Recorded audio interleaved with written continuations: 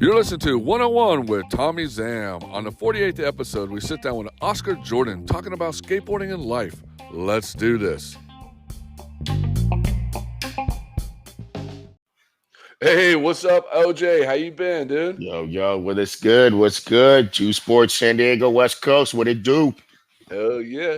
So, what got you into skateboarding? Basically, I used to be I moved out here from Washington, D.C. a long ass time ago, 1986.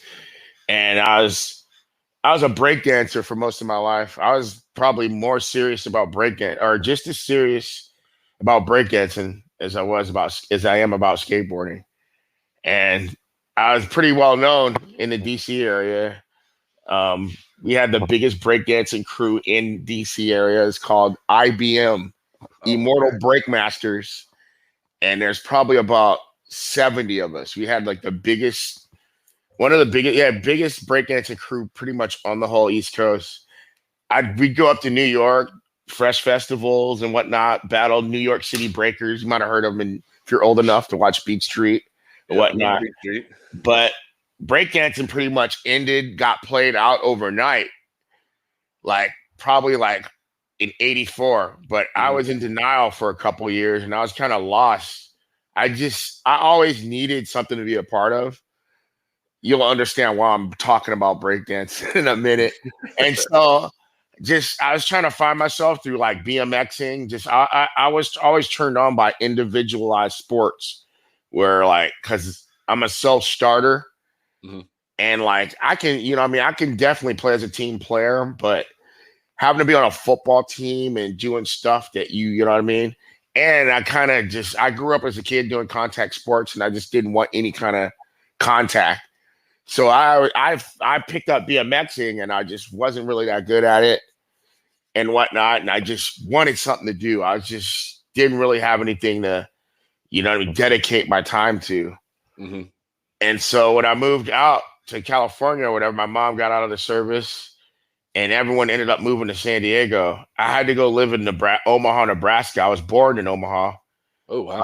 On an Air Force base, and my mom was in the Air Force.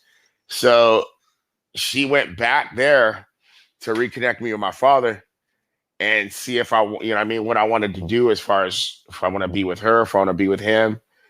And I barely saw him while I was there. I was there for a year while my mom was getting situated, so to speak, in California. Mm-hmm. By the time I made it to California, my mom was in jail, in prison and whatnot, and basically came out here.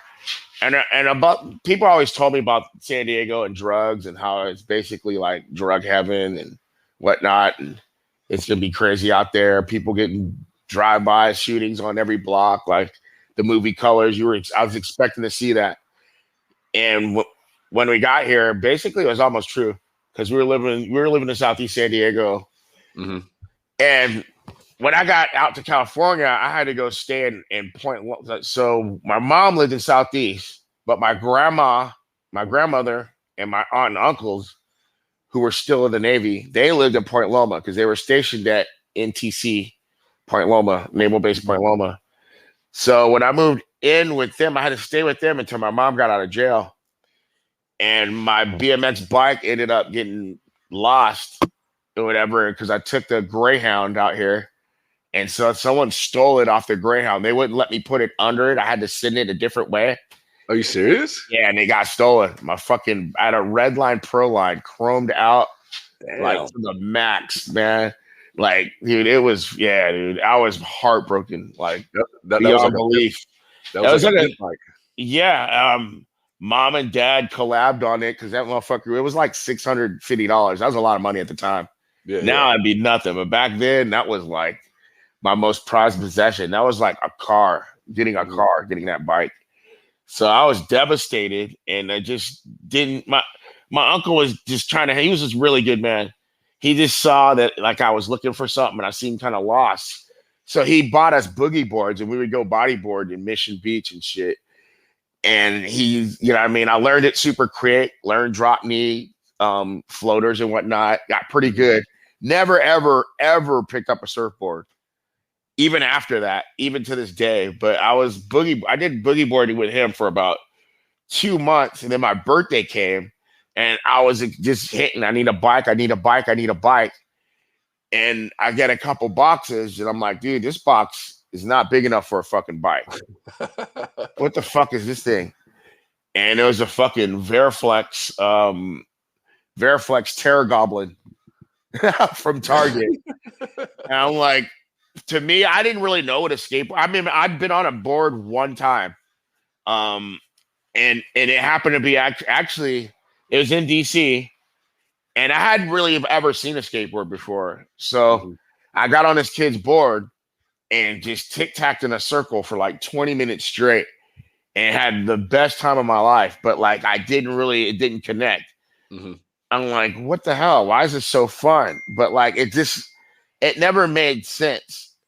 Still, like, I'm like, why would you want to push around on this thing when you can ride a bike and get there much faster? And you can in my eyes, it was like, you could do much more on a bike. You could bunny hop, even though you couldn't, you know what I mean? I hadn't seen any type of form of real skateboarding at all. Mm-hmm. And on my way out here, actually, I think it might've been Mike Vallely. This dude it was like the first time I actually seen like real street skating in person. Mm-hmm. And it was at the Dulles Airport in DC. And this dude had on like a big red sweatshirt, redhead dude with Converse. And there's people shooting photos of him. He was doing ho-hos and shit. And like, I'm like, dude, is this guy in the circus? Like, how the fuck is he like doing all these tricks with this skateboard? I'm like, can you juggle? What else can you do? This guy's it didn't click. I'm like, what the hell?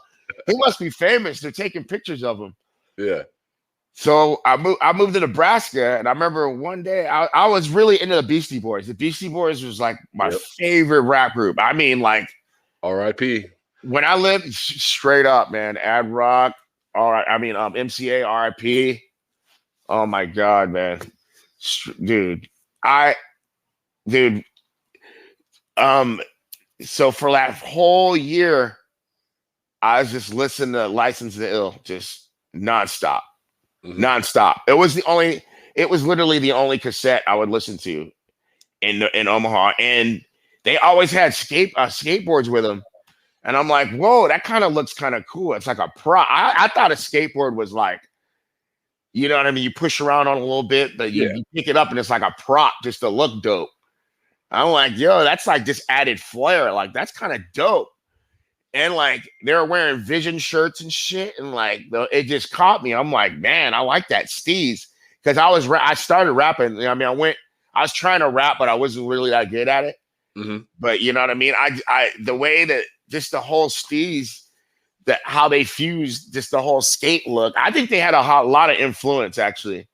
Cause, they did, 100%. Because they, or what actually made me go and look at a Thrasher magazine. I was walking through the checkout aisle of the grocery store, and like, I'm like, oh, Beastie Boys. And they're on a Thrasher that said Beastie Boys. And I would go into the store. I never bought it. I would just go into the store and grab the Thrasher and flip through it. And just seeing all this skate culture and shit. And I'm like, dude, this is kind of crazy. I like this. Mm-hmm. What the fuck?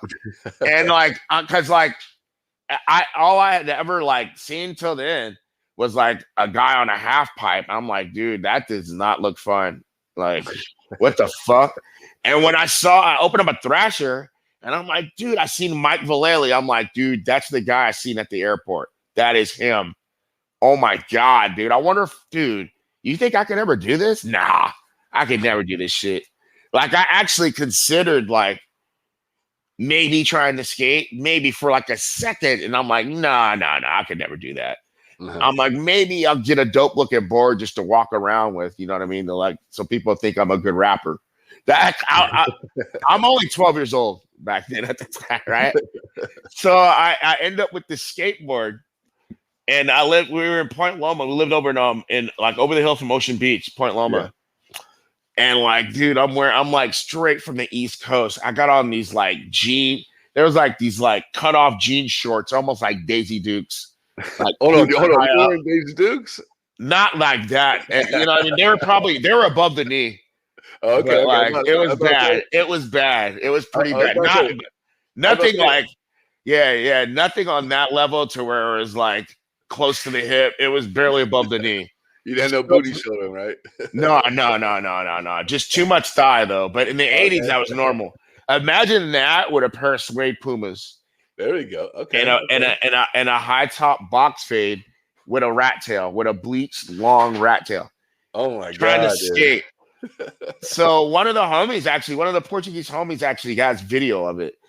And I'm like, so these guys see me in front of my house trying to skate and they roll up. They're like, hey, what up? Only black kid they've ever seen in their life in the neighborhood, just out of nowhere. Like, look at this fucking dude. I don't know. I'm trying to figure out, like, what do I do on it? I'm like standing. I'm like doing, like, trying to make up my own tricks. Mm-hmm.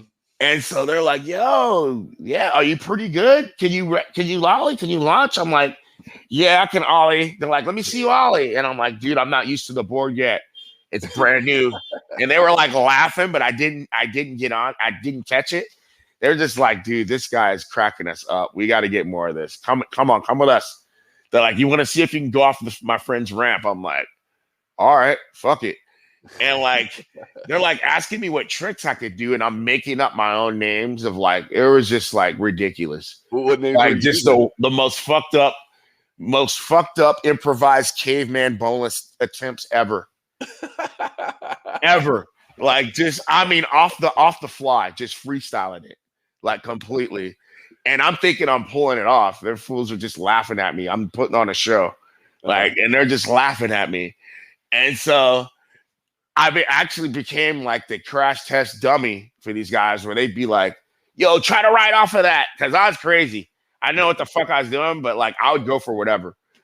And so even like my second day skating, like my aunt bought me a pair of white low top Vans.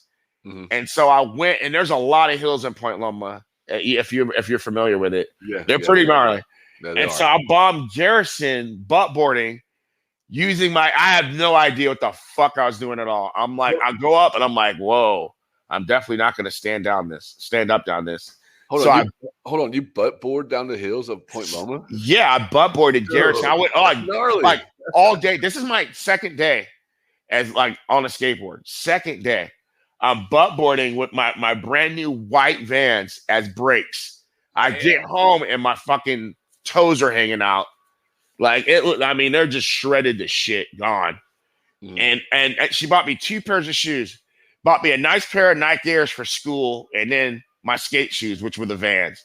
Mm-hmm. Destroyed the Vans, and she's like, yeah, you can't go skating until you save enough money to get skate shoes. You're not wearing these Nike skating. You can't do that. I'm like, what the fuck, man? And so I had this super cool dude. One of my friends, this kid Joel, his dad was like just this like retired military vet, old white dude, coolest motherfucker ever, man.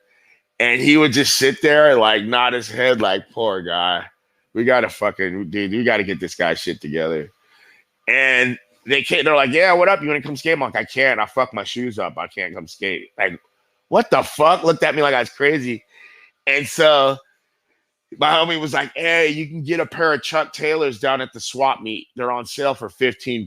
I'm like, we probably live like 2 miles away from it. But I'm like, how are we going to get down there? I can't even skate there to get there. I'm going to walk all the way there.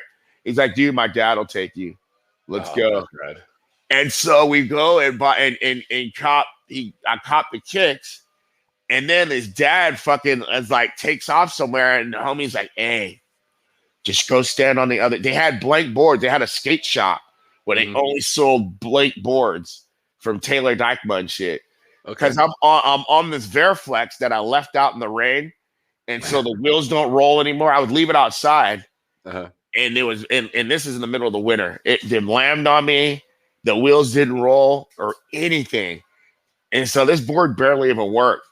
And so when we got to the swap meet, my buddy is like, yo, we got this little, he's like, just go stand on the other side of the fence. You'll see when I get to you. Whatever I throw at you, just catch it and run.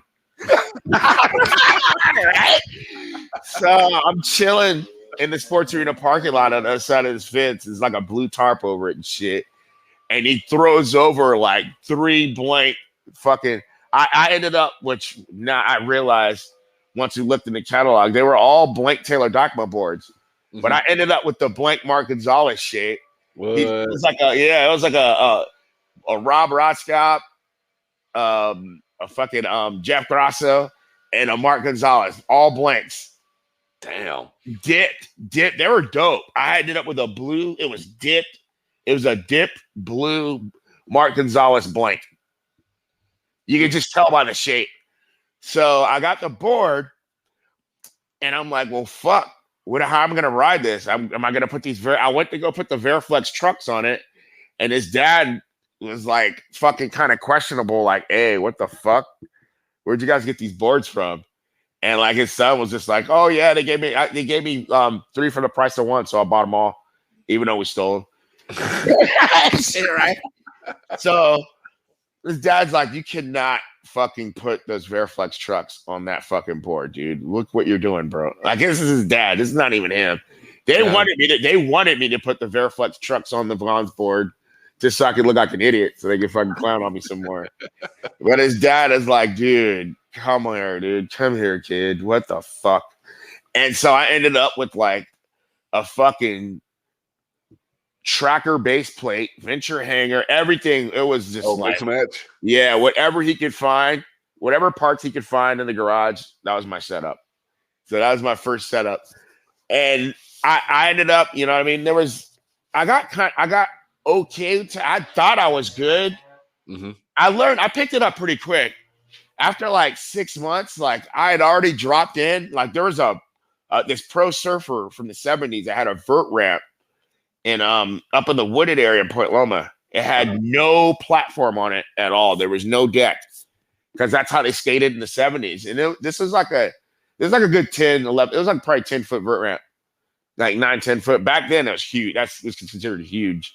And no one had ever dropped in on it. They're like, yo, you think you could drop in on that since you think you're so good? I'm like, yeah, I'd do it. Like, what the fuck?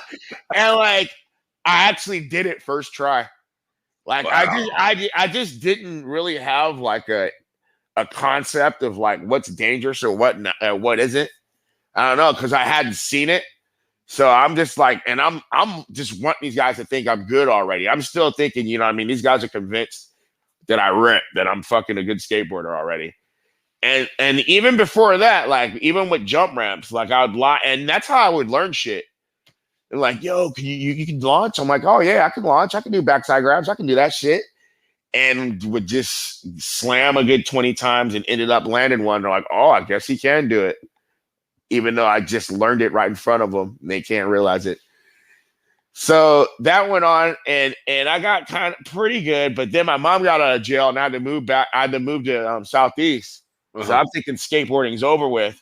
And I'm like, if I do see anybody skating, they're gonna think I'm super good because I'm coming over here from the beach and shit. And so I get over there, and there's a skate shop and everything. I'm like, oh shit. Fuck, there's a skate shop. There's a whole skate scene going on. And like behind it, I'm like, where do you go skate? And he goes, behind the shop, dude. Fuck, Western Middle School. What do you do? Who are you? I'm like, dude, I'm Oscar. I'm like thinking that like I'm somebody and kind of. And so I go back there, and it was the biggest reality check of it was the most first humbling experience as a skateboarder I've ever had in my life. Like everybody was just so fucking good. And like, actually, for me, my whole concept of street skating was going off a jump ramp or nose wheelies and bonelesses. That's all I'd seen. And like, I'd never seen the only person, at this time, Kenton was he was probably the best skater in San Diego.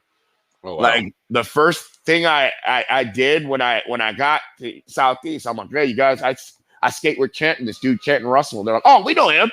Like they knew who he was off the bat. And so they expected me to be pretty good. And the guy that I met in the shop, it was a shop called Randall's. The guy that I met was Keon Kim. Mm-hmm. And everyone was a fucking dick except Keon. It was Keon and then this other guy. They were the two best skaters too. It was Keon Kim And then this other guy, Renee Matheson, who ended up pro for New Deal. He ended up being a really big name pro in the 90s. Yeah, I remember that name. And he was like the style guy. And then like Keong was the tech guy.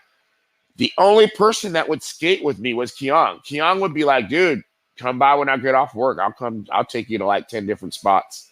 Well, why would that? Why is that like that? Why would he was the only one to skate with you? I mean, because I was young. I was a Grom. I was just some fucking dumbass Grom. Like, hey, what's up? Like, going up to motherfuckers thinking, like, I mean, like, acting like I knew everyone and shit. You know the deal. And and Keong was just so laid back about it. He's just like, it's rad that this kid wants to skate. Fuck yeah. And he even explained to me, he's like, yeah. I'm like, why do you skate like that? He could do all the jump ramp shit and it was super easy for him. But he was doing kick flips, no complies, everything. I'm like, why do you skate like that? That's crazy. I'm like, are you a freestyler or like a street skater? He goes, dude, this is street skating. Like, going off a jump ramp is just going off a jump ramp, dude. There's much more to skateboarding than that. Yeah. And so hanging out with him, dude, it was a game changer. Within like a month, I went from like early grabbing 360s off jump ramp to like now I'm nose grinding benches and shit and fucking doing pop shove it, tail grabs and all kinds of shit. Yeah. And like and it was basically because of Keong. Like he basically turned me into like a real street skater. And I was still a jump ramp fanatic. Back then you could go to a construction site and steal wood and not get killed for it. So I would go and raid construction sites and build jump ramps and wheel them around and shit. And that's how I learned how to get on handrails, was fucking jump ramping up to them. And then I'd be like, all right, maybe I can ollie up to it now. But back then, I lived in the hood. We lived in this fucking crack house, super poor. I mean, we didn't even have, most of the time we didn't even have running water. There's no electricity, no nothing. Fucking got boarded up because like, dope deal gone wrong. Fucking fools ended up shooting the place up and shit. Damn. And this is why I'm in my bedroom, my baby sister and shit. And so it was pretty traumatic situation as far as family wise. So skateboarding was the only thing that I had to grasp onto. You know what I mean? Yeah. For sanity and for anything. It was your family. So, yeah, basically, just my whole life was consumed with skateboarding. And I remember just going. I remember I stole this kid's board. Because what I would do, remember 720, the video game? Yeah. I'd go down to 7-Eleven and shit and just match up on people for 720. And I'd let them beat me. If they had a board, I'd let them beat me and shit. And I'd be like, oh, let me try this board out. I'm going to go skate for a little bit out front while you finish the game. All right. I'm gone. And so I fucking I was so infamous for doing it that like skaters would see me skating up and they would just bone out. They would just bounce. And so, and this is at the time too, I got into like, this is when like I got into some gang shit. Mm-hmm. So like got jumped in, East Dago mob and everything, like legitimately jumped in. Yeah. And shit. And like, yeah. And so you're dealing with that mentality and being a skateboarder at the same time. Did they accept you as a skateboarder or was it a tough? They actually made me even more of a skateboarder, believe it or not. Really?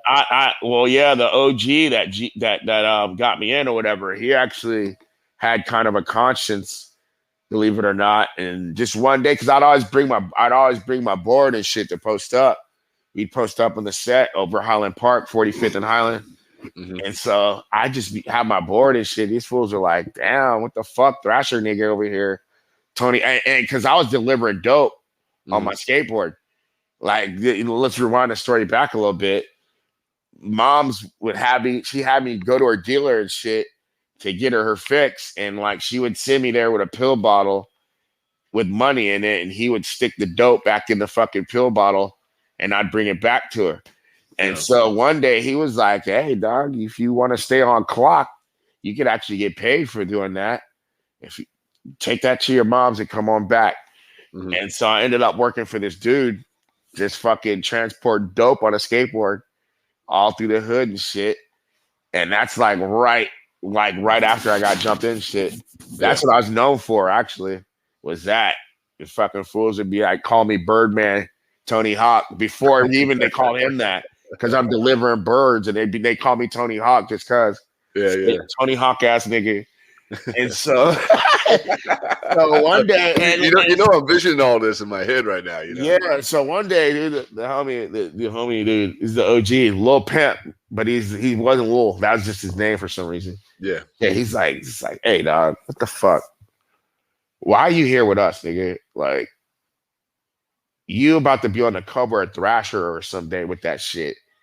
You need to just stick to that shit, man.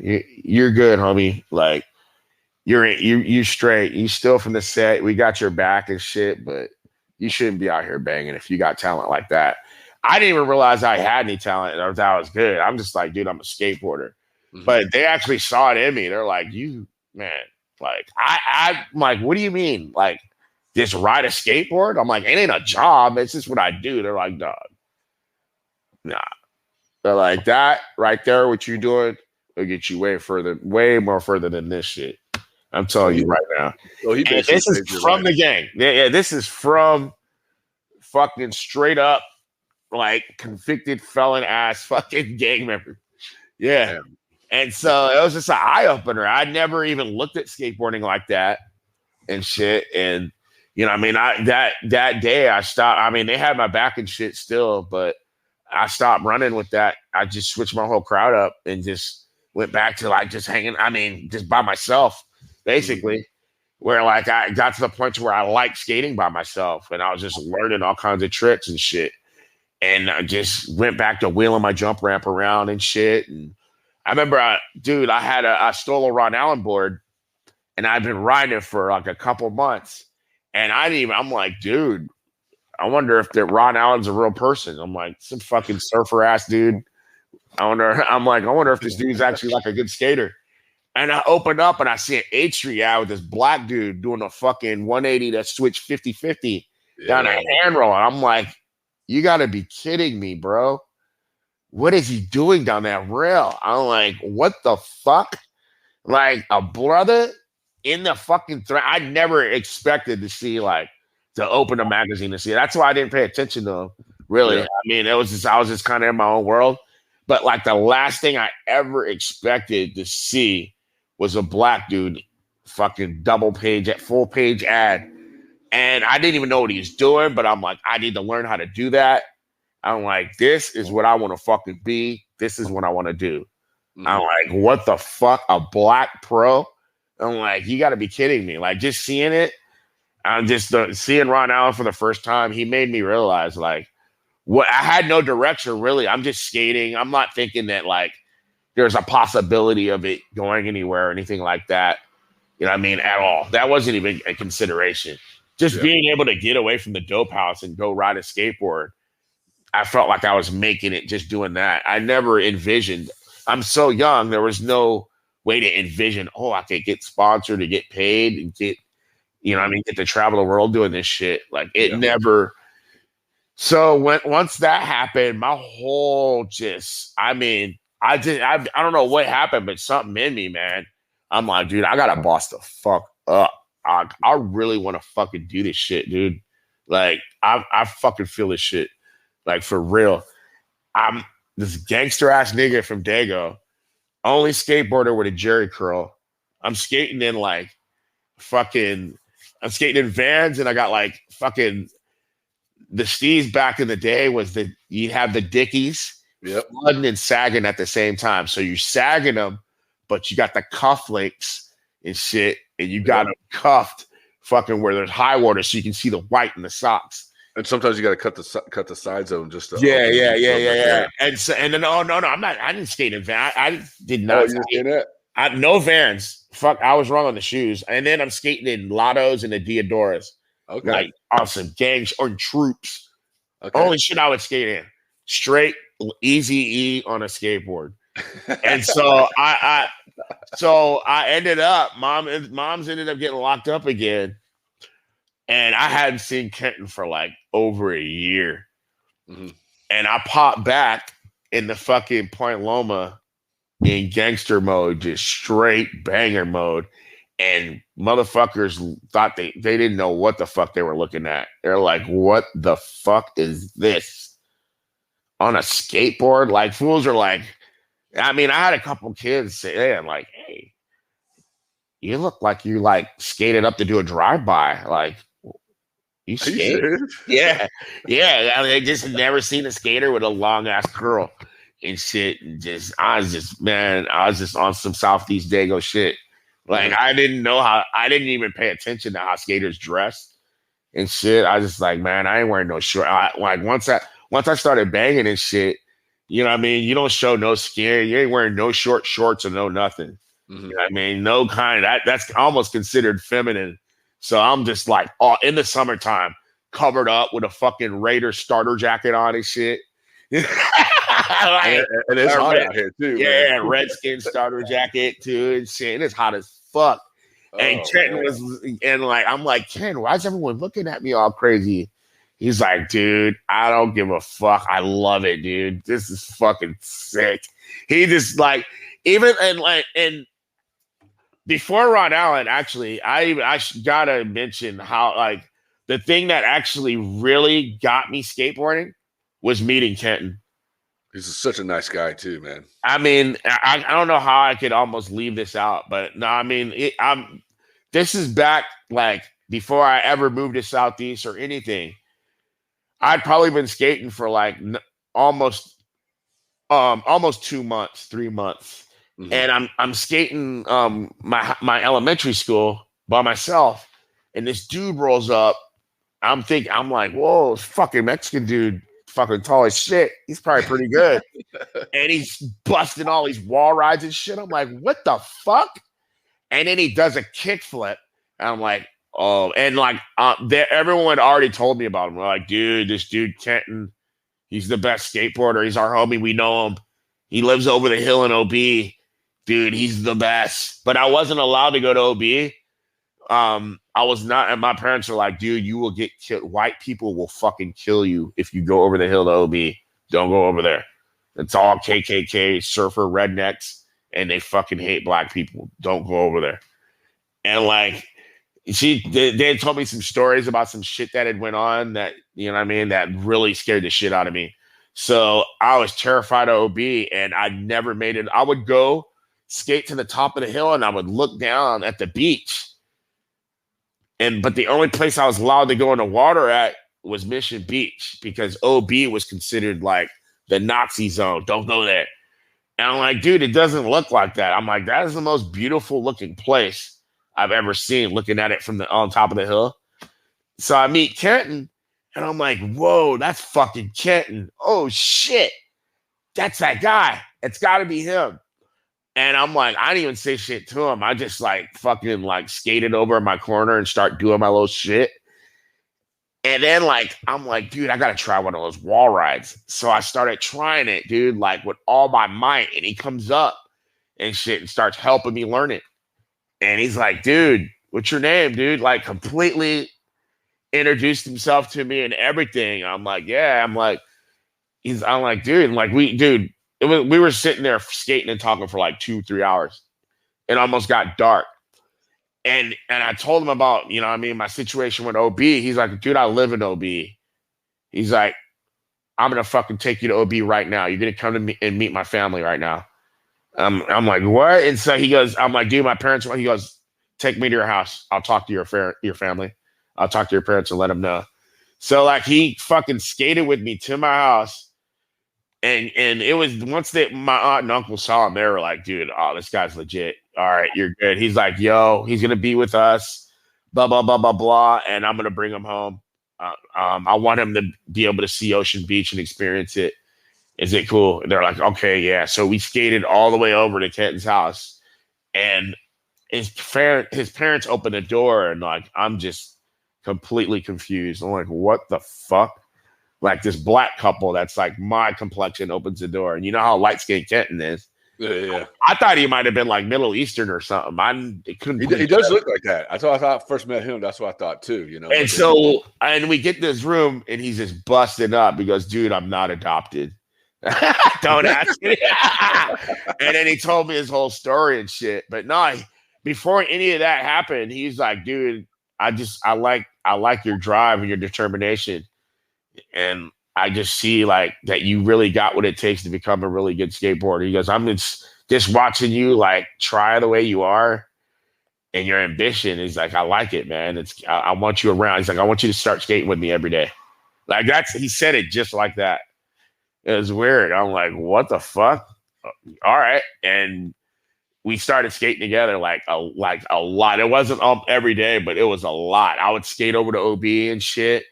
And like, there was motherfuckers that we met that were racist as fuck. And like everyone had swastikas on their boards. Even my best friend had my best friend, Brian, who lived by me, he had a swastika on his board. And I didn't know what it meant. Mm-hmm. And shit. And so my grandma ends up getting a place. I'm staying with my grandma and my uncle that passed away. My uncle was like my big brother. He's the closest thing I had to a big brother. Yeah. Sorry. Because my brother's always locked up. Mm-hmm. So I'm like, yo, what is this like sign shit? What does that mean? Like these white dudes, boys, putting on like writing it everywhere, putting it on their boards. I'm like, and then like I see it like when we go skate, like ditches or pool, like anywhere where there's transition, you see swastika spray paint. I didn't know what it meant. And so I'm like, is it like skate or die or some shit? What is that? And like the white kids that fucking were rocking it and shit that I was homies with, they're like, oh, it's just surf skate. That's that surf skate. I'm like, okay, whatever, all right. And like they would always make comments like, why are you being such a Jew, man? Fucking Hebrew, fucking Jew. And I'm like, what kind of that was like normal lingo and shit. Yeah. That I never picked up. And I didn't put two and two together. I'm like, what the fuck? Why do they always make references towards Jewish people? Mm-hmm. And like, because they're stingy. And blah, blah, blah, blah, blah. I'm like, everybody's stingy. I'm like, I know I am. Shit, fuck. What the fuck? Hey, you might have some Jew in you. I'm like, it just didn't make any sense though. I'm like, what the fuck? Yeah. I'm like, I'm like, dude. And then like, I'm like, aren't Jewish people? You're white though, aren't you? I'm thinking Jewish people are white. I'm like, because I'm only 12 years old. Yeah. I'm like, aren't Jewish people white? How do you hate white people? Why do you? Yeah, I don't make no sense, bro. What the fuck? And so like I asked my uncle about it. I'm like, dude, I'm confused, bro. Like, and like they write this. He goes, dude, it's called a swastika. And like he told me about Adolf Hitler, all that shit that I never learned in school. I had to learn from my uncle. Mm-hmm. I'm like, whoa, I had no idea what any of that was. And he explained to me what being Jewish is and all that. I'm like, dude, like they don't teach us this shit in high school at all. No, like, they don't. You know, when I had to learn about it like from my uncle. And so then I'm like, yo, why do you guys fucking, I'm like, so are you like a Nazi? Are you racist? No, bro. It's just everyone's doing it. Jason Jesse. There and like they'd always be like, dude, Jason Jesse or like Ben Schroeder or gnarly guys, they all do it. I'm like, so then why write that on your board? I don't get it, dog. And this is like one of my this is the guy was like, we were tight as fuck. And like I was just getting to know him. I came to the realization, I'm like, they don't realize what racism is. They don't realize that they've been naturally groomed into racism by default. You see what I'm saying? No, I don't understand. And so I was the first black person that these guys had ever associated with. And I got to watch a lot of my friends transition out of racism because of it, just from being around us, because they wanted to be around me and they hadn't been around people like us. And they were learning from us and being influenced by us. So we ended up being two black dudes that put the most racist beach in Southern California on the fucking map. You know what I mean? Like, and like, I'm skating around with homies that are like ended up being in the Hells Angels and shit. And at the time, they were already prospects. And like, these fools are skating around with guns and shit on them and shit. Like, one of the homies, we skated to a party all the way in North Park and shit. And he had a strap on him. And he ended up pulling out and shooting off at fucking this fool Chuck Vermin and shit. He was PB Vermin. And then like like another, and then you had OB Rats. You had the PV Vermin, and then the OB Rats, which were my homies, and the OB homies were way more crazier. Yeah, they were way deep. And these are like all my like heads I grew up with, went to fucking elementary, junior high, and high school with, like the whole time and shit. And so even back then, fools were fucking strapped up, skating around with it. And so, you know what I mean? That basically, you know what I mean? With that, I'm hanging out with these guys. And yeah, I mean, it's just, they're like, dude, we don't even really know like what it is to be racist. We just have never been around anyone black.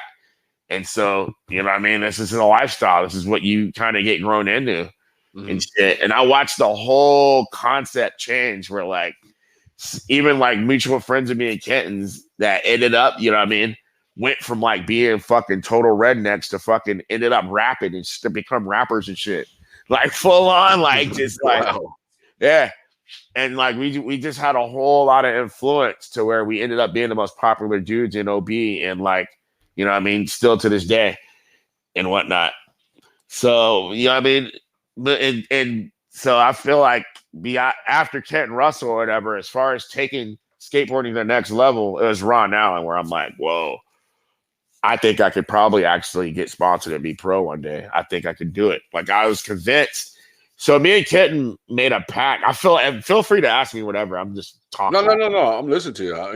You're telling history. You know, you're telling your history about how you grew up in skateboarding, what you grew up with. You know, and that's basically why I want people to know who you are and what you dealt with while you were skateboarding. You know, from being a gang member to coming into skateboarding, and then realizing like you're skating with some racist motherfuckers. You know, and then like you're telling us your history. You know, and that's what I want people to know is OJ's history. Yeah, and see, and a lot of people don't even know that. Like I kind of come from both. Got to live and see life on both sides. I call it both sides of the five. You know what I'm saying? That's just how it is in California. You know how it is. Yep. Once you cross that five, you don't see no different world. No surfboards, no nothing. The surfboards, you don't see them no more once you cross that five. You know what I mean? Even up to about La Jolla. I mean, even people don't even know how gritty Claremont gets. Oh, Claremont's, that's why they call it Clear Cookie. Dog, dude, Claremont. They just did a sweep in Claremont where they discovered that there was like over 40 different white supremacist fucking gang operations and shit going on in Claremont. And this is recent. And like, it's the meth capital of the world, dude. It was created in San Diego, specifically El Cajon and Claremont. Where no matter what street you go up, you can smell meth getting cooked, even right now to this day. And then the gnarliest hood in Dago that people don't realize is fucking Linda Vista. I don't give a fuck what anyone says. And there's probably 0% black population there. Like Latino and Asian gangs run it. But dude, that shit, it even is the most active gang turf in San Diego. I mean, when you go to the skate park, all you gotta do is just look over into the other part that you're scared to go over. And you can hear and see shit. There's shit going on broad daylight all the time. And it's weird how the reputation that San Diego has as being this just beach surf town. They don't realize that there's some fucking grimy shit popping off. Because as soon as you get off the beach and start heading to the east, the more east you go, the more beast it gets. You see what I'm saying? You don't want to go out to Ramona because that's a whole different level. Oh boy. But having, I mean, I'm living both basically dual from southeast to fucking back and forth to Point Loma, southeast to Point Loma. And Ken kind of saw it in me. This is weird. But like he's like, hey dude, if you get sponsored, let's just make a pact. He goes, if I get sponsored first or you get sponsored first, we're a package deal. So they can't take you unless they take me. I'm like, well, why are you even saying this to me, bro? You're like twice as better than I am. Because at the time I got naturally was good at placing in contests and stuff. And Kenton was a fucking real skateboarder. He was like, yo, like he's the first guy to all sports arena double. And I filmed him doing it on his dad's VHS fucking family camcorder and shit. This is after we watched Bandits for the first time. He's like, and he saw Frankie Hill do one, and everyone, he's like, dude, he always choose stair sets. You got to see this video. We watch it. And Kenton's like, hey, that one at San Diego Sports Arena, I've been looking at it. It's bigger than that. I think it's huge. Yeah, he for back then, and it was. He was like, I know I could do it. And I'm like, let's get the camcorder. I want to watch this guy kill himself. And I'm like, well, at least get some good slams out of it. We didn't think it was possible because we're like, dude, no one's as good as Frankie Hill. It's Frankie Hill. Yeah. And another mutual friend, Terry, was like, dude, you're gonna die. You're not gonna try that. Let's see this shit. We were like fucking with him, and I think that's what gassed him up really to do it. So a couple days ago, we get there and shit, and Terry realizes that, and I already know Kent was about that action. Mm-hmm. Dude, he looks a lot nicer than he is. Like when he gets like a temper going or he's about to like throw down on something, complete different person, dude. Like, and you're not gonna get in his fucking way at all. Like you're not getting in that dude's fucking way, no matter what. And the best thing you could do is tell him that that he probably won't make something or that it's not possible. That's probably because then he's gonna fucking do it. And I'm full on follow camming him. It actually came out kind of decent too with this fucked up ass cam. And I'm filming Terry at the same time, running along, telling him, "Don't do it! You're gonna kill yourself." He was basically trying to like, I don't know if he was just jealous or what, but like this was in the footage and Kenton clapped it like first try, no problem. Damn. Which opened up so many doors for it. I'm like, whoa. It was a 3, right? Or was it a 2? No, it was a fucking both sets. Both he's like, okay. And he's just like, yeah, you're gonna have to do this, dude. This shit was easy. I'm like, fuck you, dude. And then like a couple times later, we go there and he's backside 180 in it and shit. And he's like, are you really gonna sit there and not try to do this thing still? Like, hell no, so he suckered me into doing it and shit. And there was a lot of that going on, dude, where like, and like at the time he started telling me, he goes, I know you like doing a little contest and stuff. And we met this guy, Dave Schlossbach, who was like he filmed all the H Street videos, going videos. He is the most iconic, legendary modern day skateboarding filmer of all time. He was the guy that did the how you do the hand to capture the bank or whatever. No, talking about cup and bangers. That's him. He invented all that shit. Oh damn! First to follow with a fisheye, everything. Sloshbach. Crazy. Yeah. And so we met him, and he's like, we got this guy, Dave Sloshbach. We could probably maybe finagle get on going if we get enough clips and get in the video. If you make it in the video, you might be able to get on then. That's how it was. I'm like, whoa. So they put you in the video first, and then you can get on? I'm like, whatever. And he's like, but you gotta like, you can't just be doing basic shit, dude. You gotta try to like push your skating. He was giving me a hint of innovation. You know what I mean? He goes, skateboarding is going to be changing, dude. It's not going to be just this. And you got to play around with stuff, dude, and experiment. He's like, because people are going to want to see new trickery. You know what I'm saying? It's just, and it didn't make sense to me for a while at first. And then just seeing how hard Kent was working at it and shit, I'm like, dude, that just seems like too much work. Like, what the fuck? So he's like, hey, let's make a pact. If you get sponsored first, they have to take us both. I'm like, deal. So I show up at this contest, at a castle contest, and like I'm like, dude, I'd skated like 1 or 2 local contests. I tied with first place with Willie in my first comp we ever had. Yeah. And so I show up at a castle contest, and like Jeremy Klein, the whole World Industries team is there and shit back in the day, like, and Steve Rocco and everyone's there. And so I'm like, yeah, I want to enter the sponsor division. They're like, who do you ride for? I'm like, nobody. You can't. You have to skate in the intermediate. I'm like, nah. I don't go like that. I'm like, I'm here to skate against the best. If this is me, I'm like 12 years old, 13 years old. 13. I'm like 13. I'm like, I'm here to skate against the best. I'm like, dude, this is my town. I'm here repping Dago. We're here. And this was, it happened to be inside. I'm like, dude, this is my hood. This is where I'm from. I'm like, I want to get sponsored. How am I going to get sponsored if I'm not beating motherfuckers that are sponsored? Yeah. No, I'm saying it just like that. Like, to Sonia Catalano, I'm like, dude, like, I'm skating in a sponsored division. Like, I'm not walking out of here, not in this contest, in a sponsored division. Yeah. And shit, I'm like, dude, like, I want to prove myself and I want to put my name on the map. Like, I'm throwing my hat in a circle right now. Steve Stedham walks in the room out of nowhere. And he had this dude with him, this kid, Aubrey Spencer was his rider he had with him, this black kid. And John Reeves was there. John Reeves was like Sheffy at the time. He's like the biggest name in Dago. Like, he's like the guy. And so Aubrey's like, dude, you can't have me skating against John Reeves. John Reeves, what the fuck? What the fuck? I'm like, dude, fuck John Reeves. I said it just so I could get in that contest. I'm like, I don't give a fuck who the fuck is here, nigga. This is fucking Southeast Dago, homeboy. I'm here, nigga. I want to be in this right now.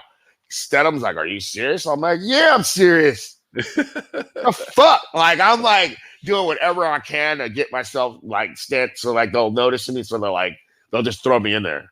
Mm-hmm. He's like, dude, this kid's crazy. He goes, you can ride for it, ride for me. Go ahead. You can ride under Stedham. I'll put you in it. Here, take Aubrey's spot. Man. He goes, Aubrey, you're good. Take Aubrey's spot. And I'm like, really? I'm like, so am I on the team? He goes, let's just see how you do in the contest. I'm like, all right. I'm like, well, do I at least get a free board or something? He goes, I'll give you a free board. I guess I can give you a free board. Yeah. All right. And so I'm like, all right, fuck yeah. And in my eyes, I'm like, and then I got the free board and shit. And I'm like, I go and I put it in fucking in Kenton's car or whatever. And like, I'm like, dude, I'm fucking sponsored now. What the fuck? I'm hyped as shit. And at the time, I'm like, I didn't realize that I was a good handrail skater at all. Mm-hmm. And like, cause like I would always take benches and like back then and make my fake contest handrail, but I'd sit them down like loading docks and shit downstairs, like the long schoolyard plastic benches. Yeah. And skate them like a rail. And so this contest at the time, they had this long ass rail and everyone was just board sliding it. I was the only person that could 50-50 it, and I'm lipping it and shit. And people are freaking out like, this fucking kid's nuts. But it was the only thing I skated the whole contest. But people were just like hyped to see like some big handrail skating like that and shit.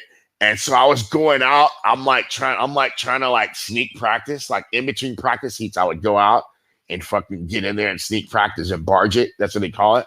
Yeah. So I ended up they're like, if you do it one more time, Oscar, you're getting DQ'd. and I did it and they DQ'd me and shit.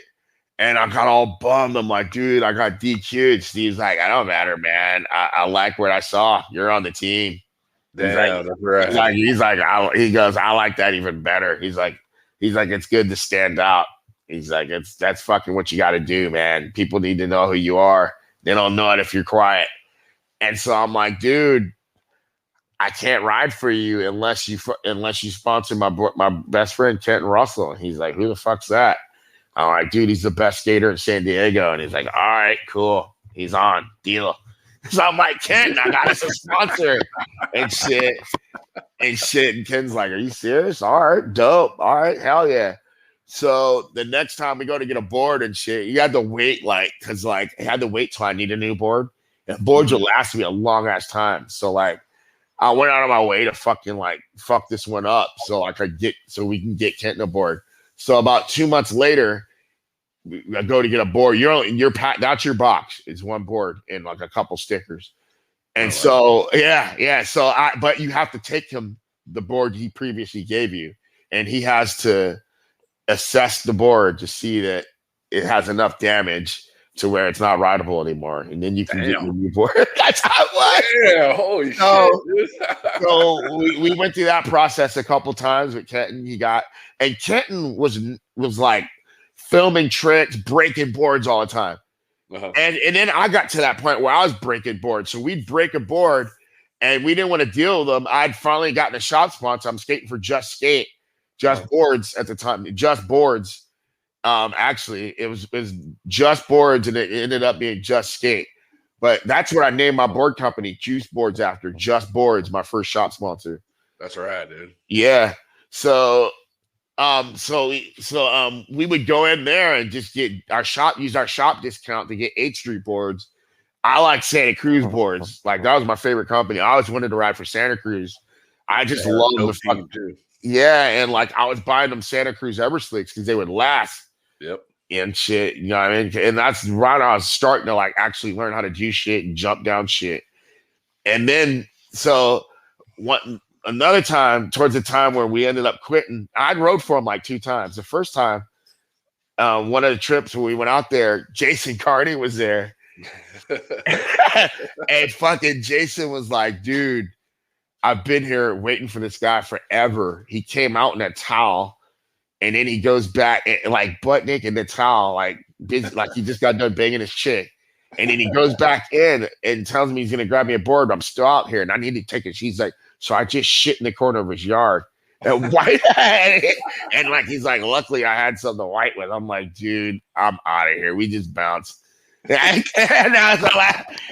like I don't know how. I think he like hired the guy to be a team manager, and the guy was like, yeah, we'll end up paying if you come back and skate for us. Well, this was like a while later, but I ended up skating for him again for some reason too.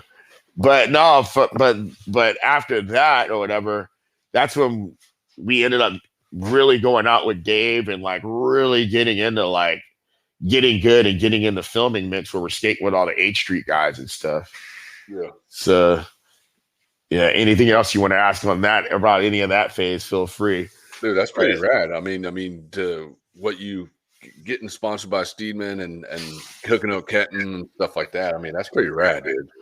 So yeah, I mean, I don't know if you've seen one of my current graphics is the Stedham logo that I borrowed from him, and so he ended up. There's a little story behind that. It's the second time I rode for him. Dave started getting us. We actually were getting looked at by Plan B. Really?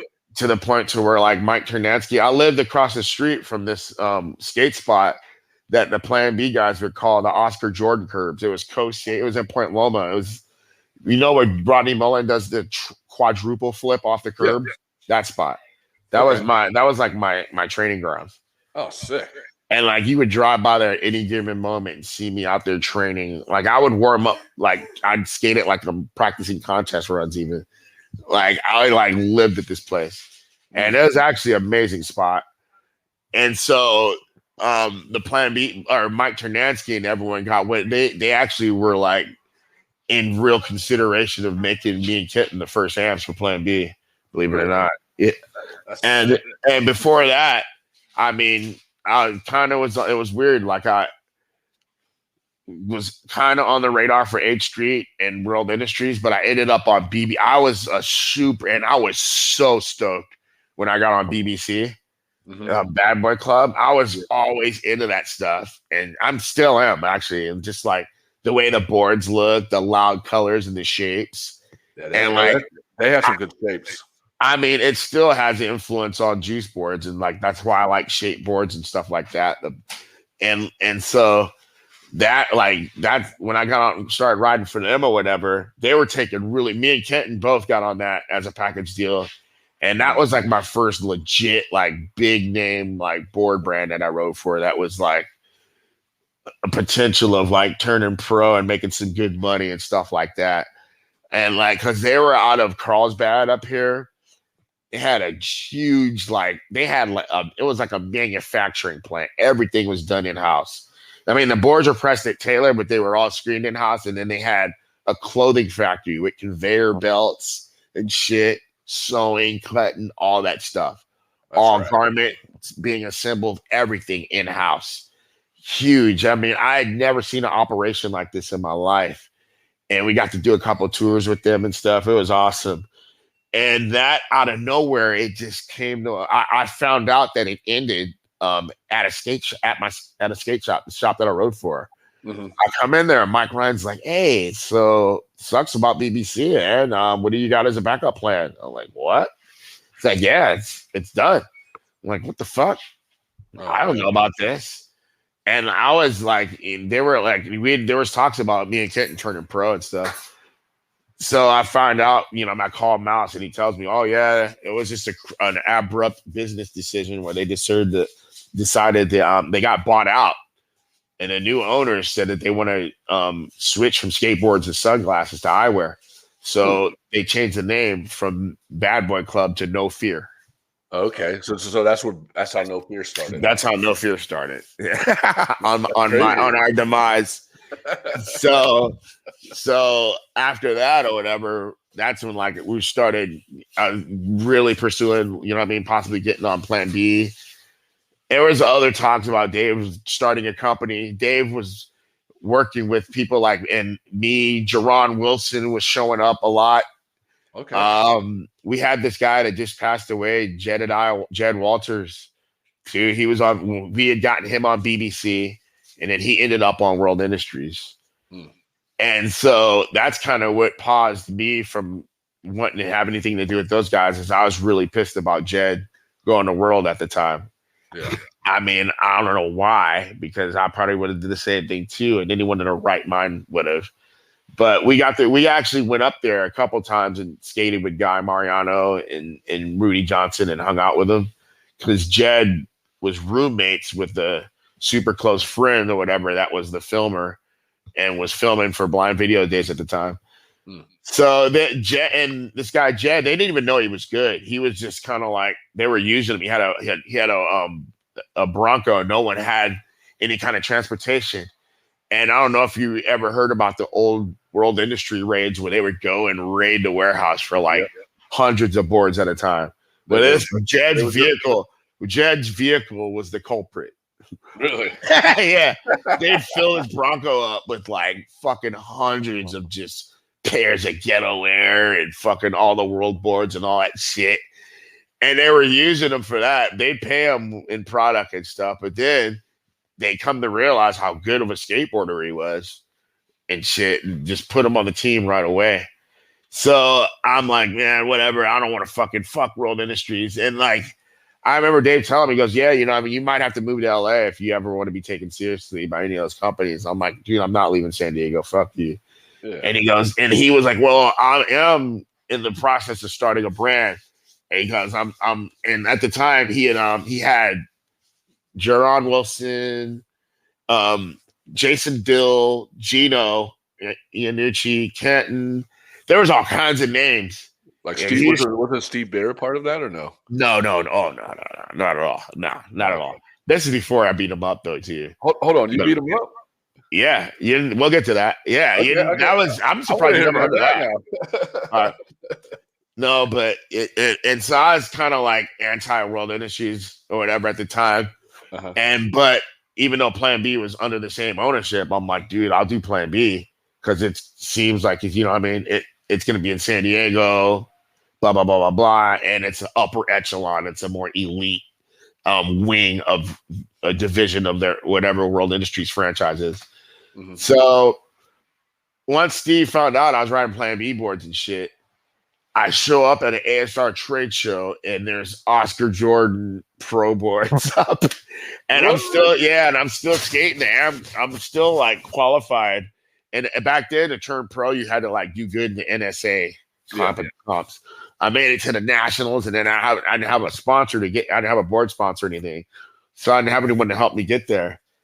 And I show up at a trade show and I'm got these pro boards up. So then the next contest I go try to skate in, AM contest. They're like, no, you can't. You're pro now.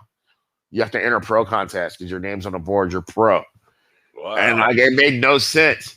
So I'm stuck in limbo. Am I pro? What am I gonna do?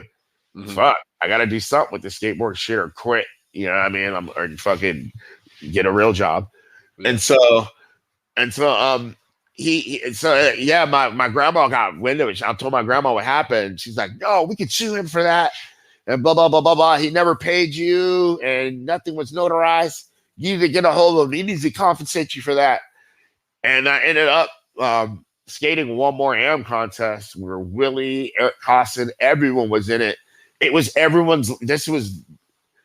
Long Beach, and there was a known fact that everyone was going to skate this one and then turn pro 2 weeks later at Shut Up and Skate in Houston.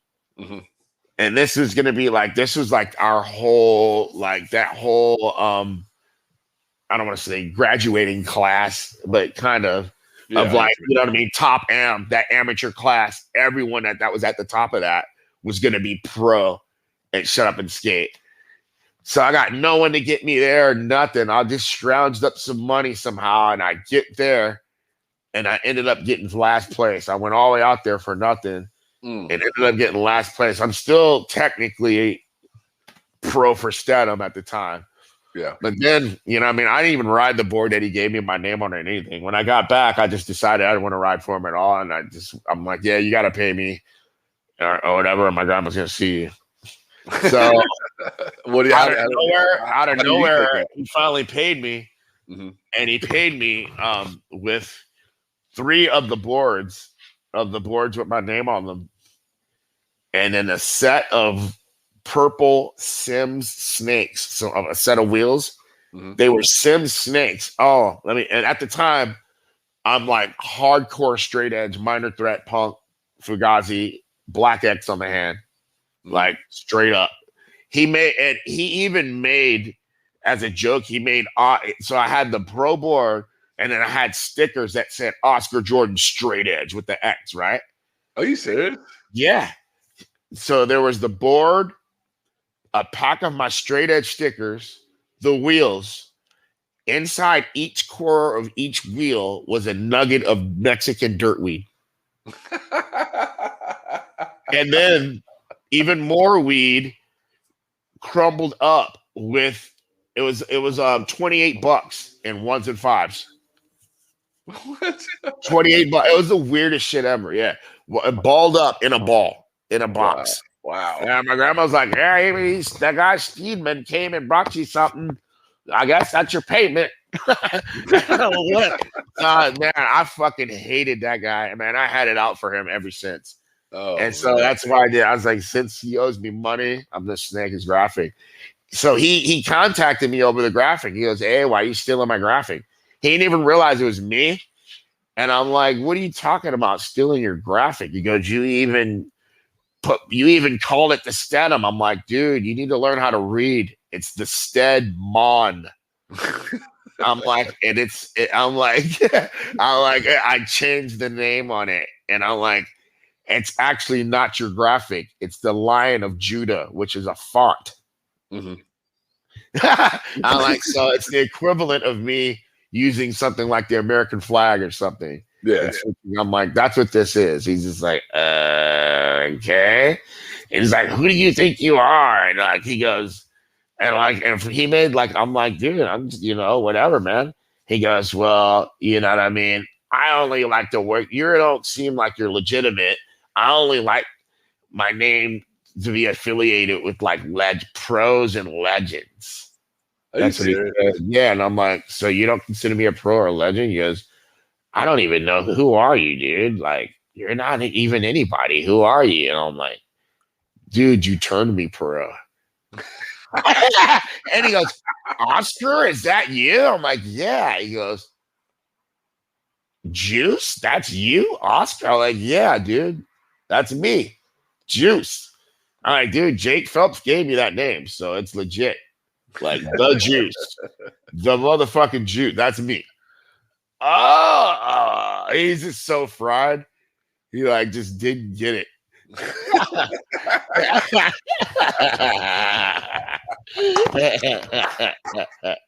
That's funny as fuck, dude. No, but I've heard from other people like Clyde uses graphic, and then he called up 23 and he was like, well, you guys gonna pay me or what are you gonna do? And they're like, we'll send you a box. He goes, Well, how about you just do a pro board? Just put me on the team with Siri. Trying to get on the team. Oh, that's funny as fuck, dude.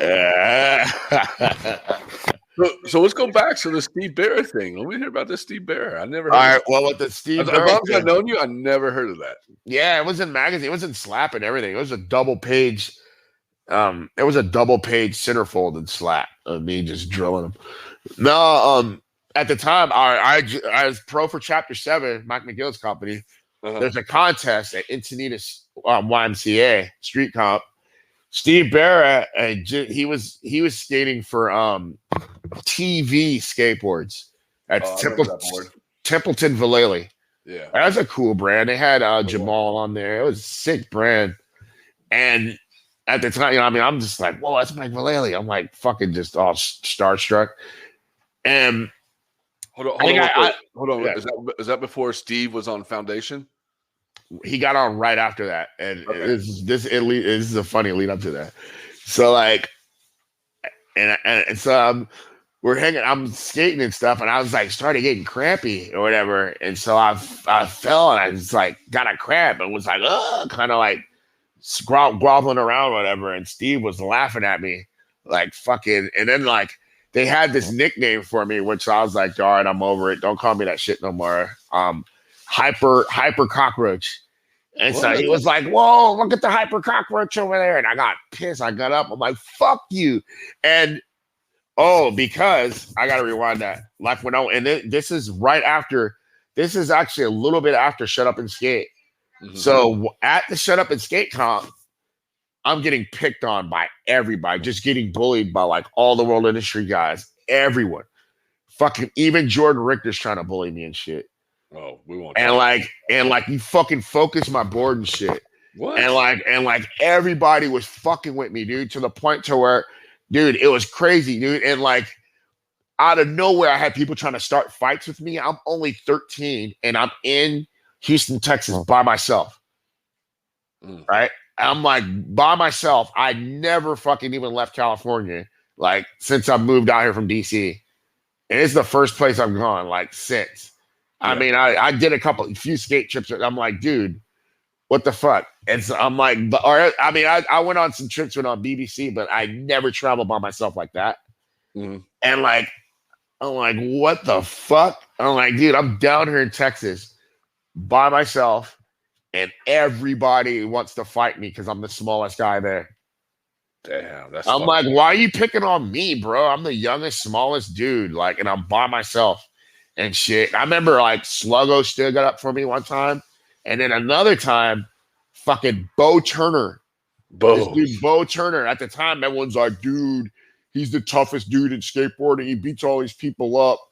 He was already like 5 or 6 years older than me, dude. I'm like 13 and shit. And like, no, at the time, I'm 14. I was either 14 or 15 at the time. He's already like 21 and shit. And he comes up trying to start shit with me and shit. And I'm so fucking mad, dude. I'm like, dude, if I even fight anybody and get jumped, what am I going to do? So yeah. I was so pissed I started crying. Like, I don't care. I was a little ass kid. Like, I'm fucking crying and shit. And Alf came up and Jovante and were like, dude, just hang out with us. Fuck them fools. They saw what was going on. They're like, dude, we got your back. Just post up with us. And so, and that was the one that Jovante fucking almost won it. Sheffy got second. Oh, I remember Jovante got third. Yeah, it was that one, dude. And he's like, dude, fuck that, dude. He goes, we ain't like that. Fuck them. That's some bullshit. I got your back.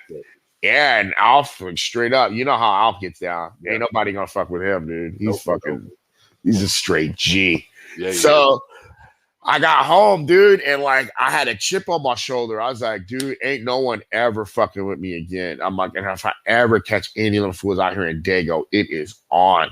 So there's a pro contest and shit, and I'm like, I hope Bo Turner shows up. He's gonna get served the fade. I don't give a fuck. I had it out for him, dude, and I ended up getting my shot at him. We'll get to that. No, but I'm like, dude, if Bo pulls up, it's fade on sight. I don't give a fuck. I already had a chip on my shoulder. Like I showed up at this contest ready to beat somebody's ass and shit. And then I was mad at him, and I was mad at Henry Sanchez because I had heard Henry say some shit about SD. So I was like, I'm gonna end up getting a fight with somebody, dude. I was like, if I hear Henry mouth off about Dago or anything, I'm fucking him up. And like, I had a full-on chip on my shoulder. Mm-hmm. So the minute someone even talked a little bit of shit, I was on it. And that was Steve Barrett. I was like, what for what? Like right up in his face. And like, dude, just because, dude, like I had it, dude. I was like, hey, I'm not getting picked on no more. Fuck all that. You want to bully me? It's on. You're gonna face the fury. You know what I mean? Like it just so he was the first one. He tried to run up and shit. He's like, I'll focus your board and do that. I just smacked him, and then Mike Tanansky got in between us. And then Henry Sanchez actually rolled over there and was like, what? I'll fuck both y'all up. I was like, whatever, come here, Henry. And he didn't want any. So it was just Bear. He got the taste of the fade. He got the taste of OJ. Yeah, he tried to pull the where he, you know, it was some old school shit where you step on the guy's foot and get him. He tried to do that with me. Oh, you serious? Like, yeah, I'm like, you got to be kidding me, and just caught him with the fucking most stealthiest right hook ever, beat him to the ground. And from then on, the attitude towards me just completely changed. Like it was just. Sorry to interrupt you, but do you think that's when the industry kind of looked the other way on you since that, or what? Maybe, I don't know. I didn't really care. You know what I mean? To tell you the truth, it was just like, to me, you know what I mean? I didn't want to be on the big, because I was getting paid more than most of them dudes anyways. Mm-hmm. I was getting it. It was all the same, basically. And which is honestly the most real way to look at it is like, I would rather be the most important guy on a mid-grade brand. You see what I'm saying? Than be the most least important guy on a top-notch brand. Yeah. You know what I mean? There, obviously, the brand that needs you more is going to pay you more, right? Yeah. See what I'm saying? No, and so that was always how I looked at it. And it's just like, no matter what, I just always, it's like, dude, as long as you're getting your equipment, you're getting everything you need, they're sending you where you need to go, and you're getting paid good, that's the better company to ride for. Being just as a name, being identified by someone else's brand name, I just never thought that really made sense. Like, oh yeah, I'm down with this big, you know what I mean? We're the elites over here because we're over here doing this. It's basically, that's you saying you're letting a brand that you don't even know identify you. It just doesn't make sense. You know what I mean? It's like if you're your own brand, it doesn't matter who you ride for. Yeah.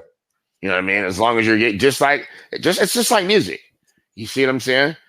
Like if you're gonna go and sign to a big label priority and they offer you this bullshit ass 360 deal, they're gonna own you, basically. Yeah. Or you find someone that needs to work with you that's gonna let you have more control in do what you need to do. You know what I'm saying? Mm-hmm. And so that's how it worked for me. And you know what I mean, which with Dave, you know what I mean, he was at the time he was mentoring me, and he didn't agree with him. He's like, you're not going to really make it as far as a pro if you don't ride for a big brand or whatnot. But he goes, I actually respect your approach to skateboarding because you do your own thing, mm-hmm. and you stick to your guns kind of. And he's like, you kind of have like, I don't want to say you're played out, but you kind of have like an 80s pro approach to skateboarding. And actually, I'm like, I consider that a compliment. Because I kind of like do kind of model myself after those guys more than anything else. I like how like in the 80s, every pro, it wasn't about like he's doing the gnarliest tricks. It was just like, that's it. You could identify him by the shape of his board. Mm-hmm. And just the way that he skated, you know what I mean? Like, I love GSD because I'm like, dude, he's not even the best skater, Gary Scott Davis, but I'm like, you know who he is. You're like, dude, he has a specific board shape, grips, curves. He has his tricks that he does. You know what I mean? Or like a Jason Adams or dudes like that. I've just always liked dudes like that, man. It just meant more to me. It's a more of an art than you know what I mean, than just you know what I mean? Because I've been on both sides of the spectrum where I'm like, yeah, you know what I mean? I'm the first guy to do a tray flip nose blunt slide, or one of the guys, you know what I mean? I've been on that side of the spectrum. Yeah, you're stoked that you do it, but once you do that little trick, you put all this ability into this trick. Yeah. That only is like not even a segment. It's just gone. It's a fraction of a second. And is that why you started Juice? And so your own brand Juice skateboards? Oh, that's going way down the line. But yeah, I mean, with Juice skateboards, I mean, I always was like, man, if I could do anything, dude, I want to do a brand of like just something that I would want to walk in a skate shop and see. I'm like, because I don't feel like anything, any brand or anything that's out there, I would want to go and buy. Mm-hmm. You know what I'm saying? I'm like, everyone's copying each other and everyone's doing, you know what I mean? I don't see anyone that's like trying to like do something that's like at the time, you know what I mean? This is before everybody and their mom started doing board companies. Yeah. And I was riding for a guy or a brand or whatever. I don't even care, Perfect or whatnot. And I'm like, dude, if this guy could start a company and pull it off, I damn well can. I've seen all these other guys that don't have a name in skateboarding do it. I'm like, why isn't a person that actually has history in skateboarding do it? You know what I mean? I never really thought that I could do it until one day I'm like, you know what? Fuck this. I'm just going to do it. And like, I got a tax return or whatever and just started it with I started with $2,500 tax return. Oh, wow. 14. That was it. But I mean, that's all. That's actually what I love about skateboarding nowadays too. I'm kind of glad that there's not really a skate industry anymore, because that's how it was in the 80s. None of these brands were, even H Street was never really a real storefront like corporation. It wasn't even a company really. It's basically the same thing as what we're doing now. And I like that. I really like that, because when it's owned by a major, the skateboarder isn't getting anything out of it at all. You're getting $2 a board, you're getting $1 per board, and that's it. You know what I'm saying? It's just like music. Like, I would never want to be signed to a label that's gonna make me sign over all my streaming revenue and all my royalties. I'd rather have that of myself. You see what I'm saying? It only makes logical sense. Yeah, I know what you mean.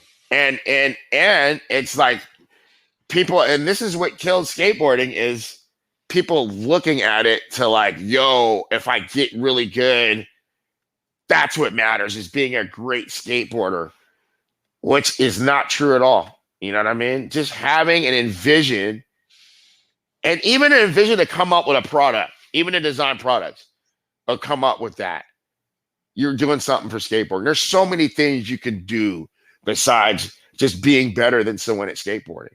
Yeah. If you look at it at that aspect, then there's no reason to skateboard longer than 2 or 3 years, which nowadays is the situation for most skaters. They get good really fast because they have all these parks, they have all this stuff at their fingertips, and then they get good too fast to where it's boring.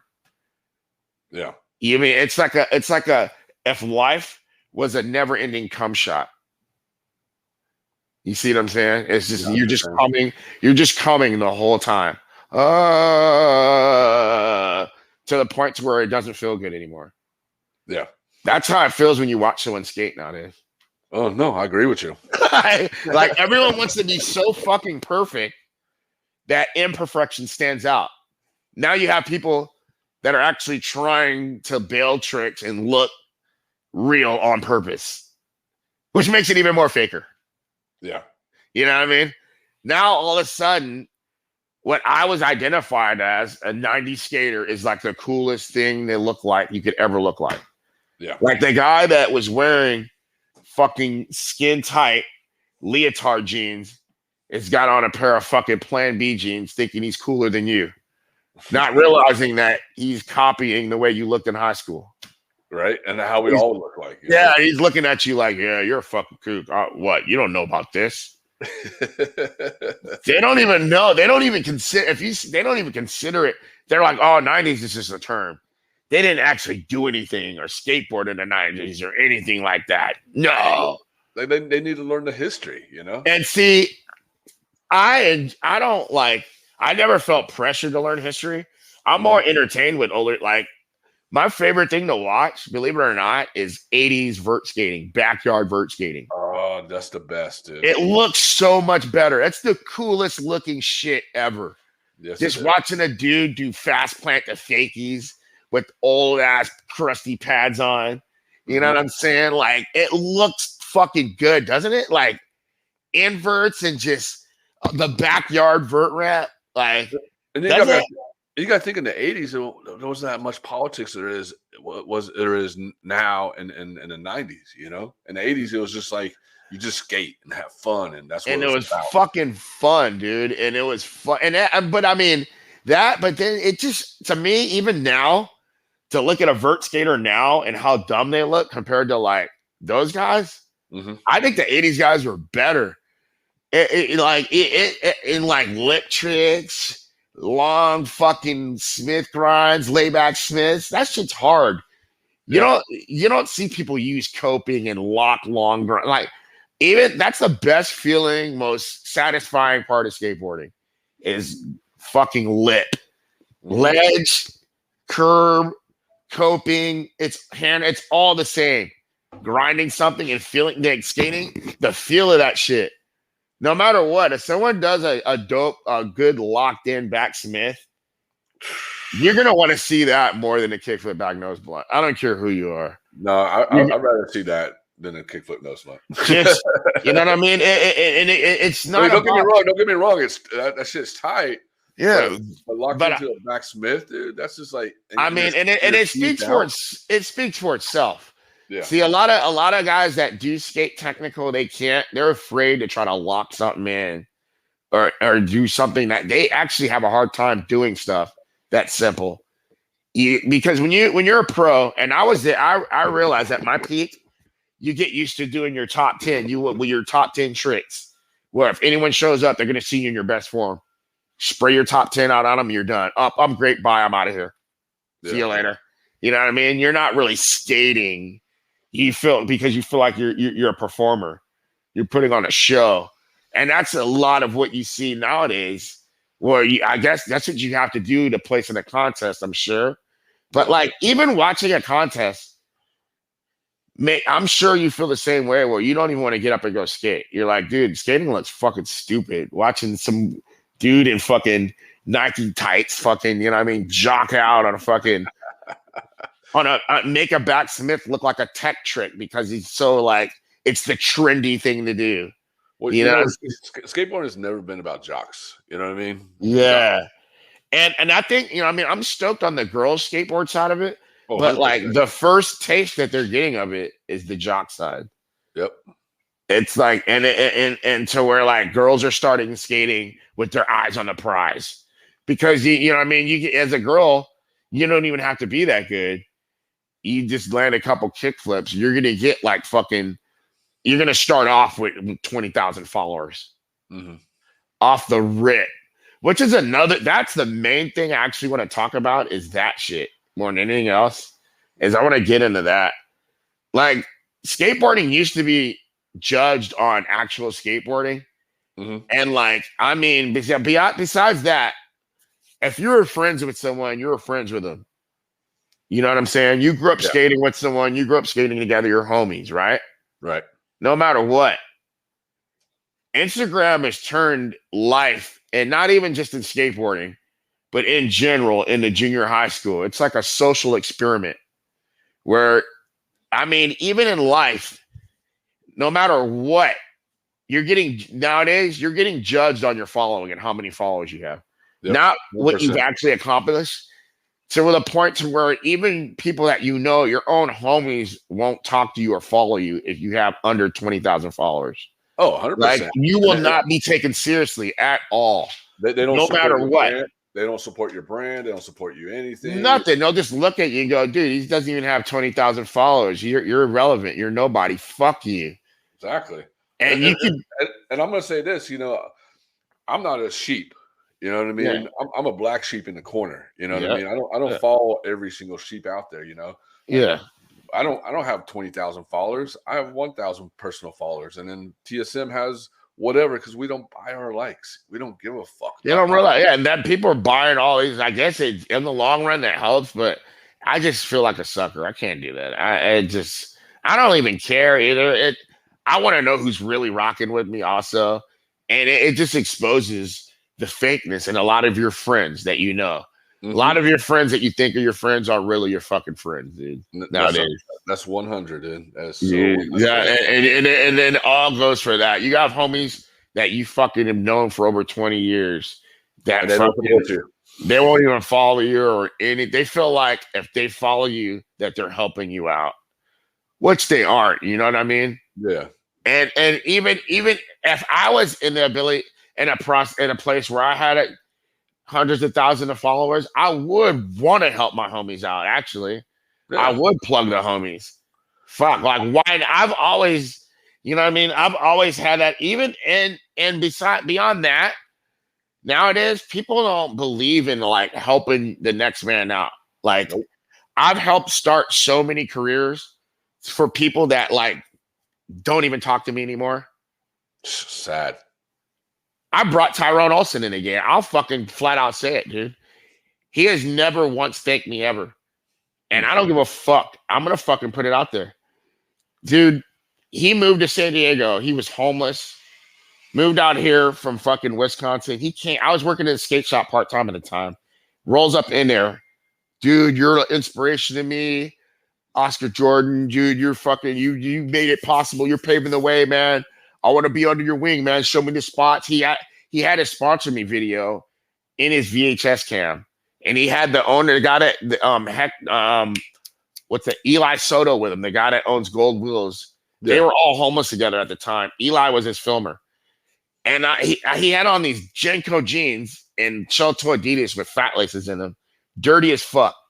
I did not believe that he could be a good skateboarder until I looked and I saw his footage. He was doing some fucking gnarly ass shit, but his style was just atrocious. Mm-hmm. But I'm like, dude, I can work with you. You know what I mean? Whatever, dude. Like, I see some potential here. Yeah, let's go skate. And he would drop like 3 hits of gnarly ass acid and just get bucked. Gnarliest shit ever, dude. We'd go downtown and just skate for hours. His name was Fryrone because he was known for selling bogus doses of LSD at raves, making money. That was his come up because he's homeless, dude. I give him props for it, dude. That's brilliant. I mean, he went from being homeless on the street to like actually living somewhere. And I would give him my old product. I would give him he was basically sponsored by me, where like I was riding for Etnies, so I'd get a box, I'd skate a pair of shoes for like 1 or 2 times, and giving them boards and everything. Got him on going trucks. Got him. I managed him basically. Like he probably doesn't even remember any of this, but like even like we're filming for High Five, and Don was like, "Hey, dude, I've been hearing about you. You got some good dudes out in San Diego you've been skating with, and he's like, I think we should just grab like an unknown cat. Who do you think would be good?" And I'm like, "Nah, I got him." I'm like, "I got this dude that I'm sponsoring, Tyrone. Just put him on." So he sent them a box. Tyrone's first couple boxes came to me, and I gave Tyrone his shit. And then we went out, and he actually got a couple tricks for High Five or whatever, and got his name on the map and whatnot. And he then this guy Greg Witt was trying to get me to ride for Good Times skateboards. Yeah, and I can tell you just wanted a black pro. And so I'm like, dude, I got a homie because you're from the Midwest. I'm like, my homie Tyrone's from the Midwest. He's black. He's good enough to be pro even. I'm like, dude, put him on. He put him on without even seeing him skate. Because like I knew Al Partner and knew Tyrone. So I'm like, ask Al about him. Ask everyone. And he did. They ended up putting Tyrone on the team, dude. And like he went to the point to where he was driving the company van around with all the boards in them, just slinging boards all around town and shit. And so that's how that ended. Then he ended up when Evil took off or whatever, they were like, they put him on for the same reason. Because he was skating with Brian Reed all the time, and Brian got the job there, and Brian just industry planted him in immediately. He basically is an industry plant where he went from like hand-me-down flow, Oscar Jordan flow, to pro for Evil. Never an am. Just straight up, we're putting you pro model shoe, pro model board, everything off the rip. Dude, that pissed off more than half the industry. They're like, who the fuck is this dude? I remember we were in Vancouver and like Adam McNatt and Mako U Rabbit, all these pros are like talking about fucking this dude fucking from San Diego, this kid out of nowhere. They're just throwing all this money, everything at him for no reason. What the fuck? And I'm like, wait a minute. You're talking about my boy. That's my boy Tyrone. They're like, yeah. I'm like, nah, dude. He actually is fucking probably the best skateboarder out there, dude. Like, he skates with me every day, dude. That dude's gnarly as fuck. Yeah. And like we were all in Vancouver at the time. Tyrone was there and shit too. And I remember like right after that trip, even the people on Evil, all the other team riders didn't know who he was, really. And as soon as they got back from that trip, they went to City College. I was supposed to meet him over there, but I didn't. But that was when Tyrone just fucking like, he just game changed the fucking whole skateboard game. He basically filmed like the gnarliest video part ever in like less than a month. And like one day he went on a killing spree where like he went to City College, he tray flip licked it, did all that and shit with the big backflip down the big one all in one day off of like 9 hits of acid. He could just take LSD and skate better. Like the dude really is a fucking legend. But you know what I mean? He's one of the people that have turned their backs on me, even though I completely helped them get into the game. I've done that for people way more than once, and I've never, ever talked about it, but I don't give a fuck. I'm old now, and I don't care. I'll talk about it. Because people don't do that for anyone at all these days either. You won't see anyone, and I almost understand why. Yeah, no, and it's true. You know what I mean? People just don't look after anybody. You know, they don't want to help out anybody. Yeah, and it's like with me, it's like, dude, I want my friends to be there with me. I want to go on trips where my homies are there. I don't want to be there by myself.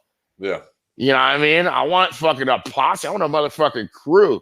Like, what the fuck? Entourage, you know, you want your entourage with you. You know? Yeah, it's like, what the fuck? Like, I want it just all for me. Yeah.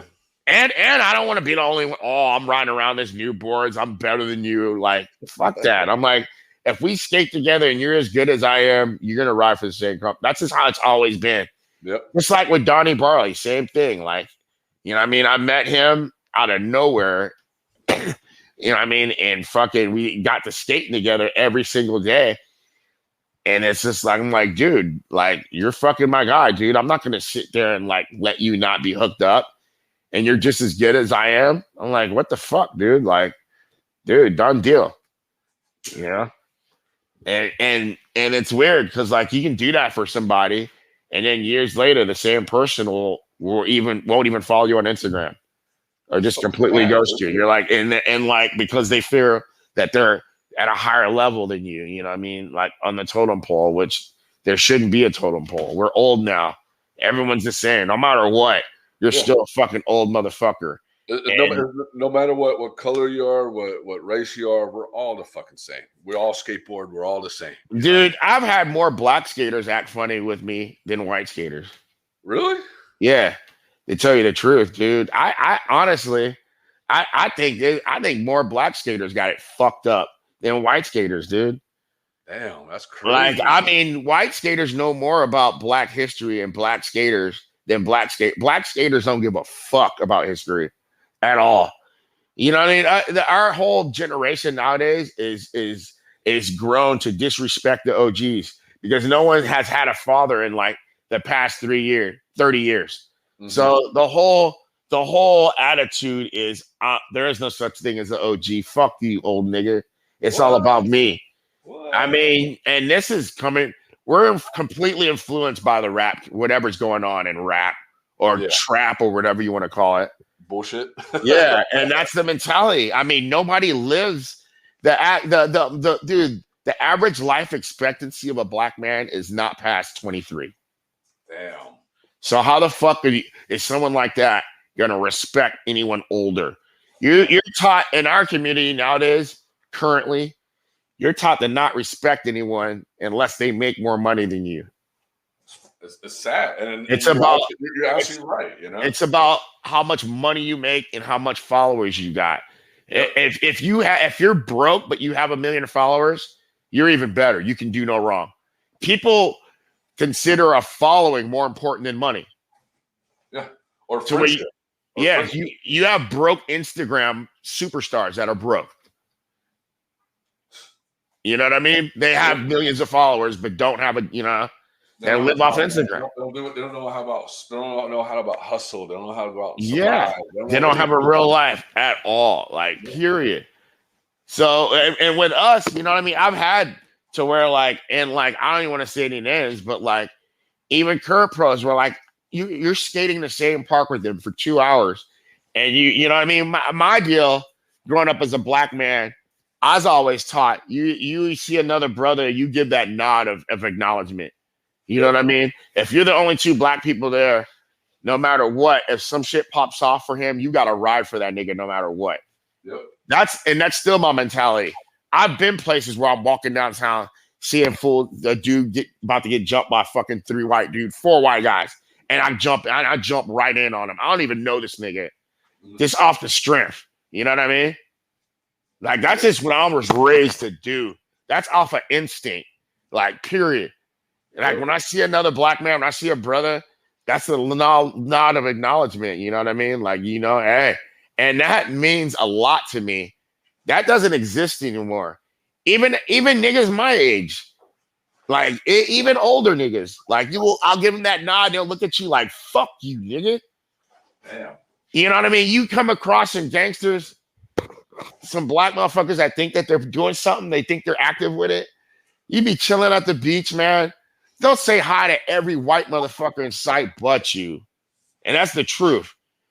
Even at the grocery store, you can't even say hi to another black man without getting considered a bitch. Like, they look at you as soft because you're courteous and you say hi. You know what I mean? You get looked at as a square or a bitch.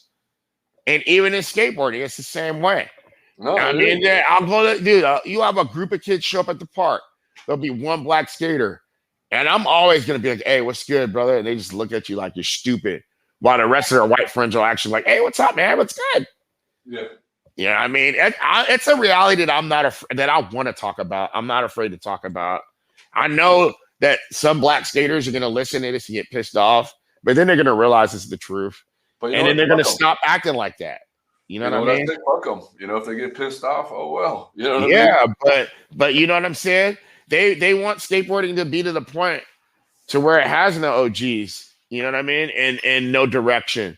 No. And that's why careers are so short. I mean, the average pro nowadays gets a pro board after like a year. And then once his name's on the board, you don't see him no more. Yeah. It's like a casket. It's like a headstone. Once you get to, they're like, all right, I'm there. You see I'm just crushing it. Then once he gets that name on a board, that's it. You don't see it no more. That's it. You know what I mean? They don't realize that, like, there's a whole culture behind this, dude, which makes it that much more lovable and fun. You see what I'm saying? And you know what I mean? A lot of skaters too, which I don't understand, are afraid to graduate and let their style naturally change.